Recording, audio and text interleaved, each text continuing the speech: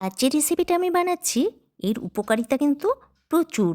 আর এই বসন্তকালে প্রায় প্রত্যেক বাড়িতেই এটা হয়ে থাকে। কিন্তু অনেকেই আবার এটা খেতে পছন্দ করে না। তবে আমি যেভাবে বানাচ্ছি তাতে যারা খেতে ভালোবাসে তারা তো খাবেই। আর যারা ভালোবাসে না তারাও কিন্তু চেটেপুটে খেয়ে নেবে।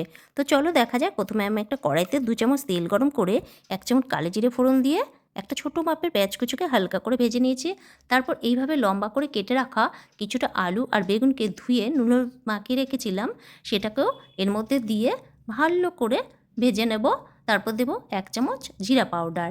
১ চামচ জিরা পাউডার দেওয়ার পর এটাকে আর ২ মিনিট রান্না করে নেব। যখন একদম নরম হয়ে যাবে, মাখো মাখো ব্যাপার চলে আসবে, তখন ওটাকে তুলে নেব। তারপর কড়াইতে ১ চামচ ঘি দিয়ে আগে থেকে ধুয়ে জল ঝরিয়ে রাখা নিম পাতাকে আমি ১ চামচ নুন দিয়ে, মানে পরিমাণ মতো নুন দিয়ে ভালো করে ভেজে নেব। তারপর ওই আলু বেগুনটাকে এর মধ্যে মিশিয়ে নেব।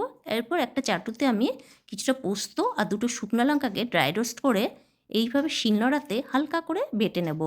এটা মিহি পাউডার কিন্তু বানাবো না। তার থেকে ২ চামচ নিয়ে ওই নিম বেগুনের মধ্যে ছড়িয়ে দেব। ব্যাস একটু নাড়িয়ে চাড়িয়ে নেব। তৈরি হয়ে গেল নিম বেগুনের একটা ইউনিক রেসিপি, যেটা খেতেও কিন্তু ভীষণই ভালো লাগে। ভিডিওটা যদি ভালো লাগে একটা লাইক ও শেয়ার করে আমার পাশে থাকার অনুরোধ রইল।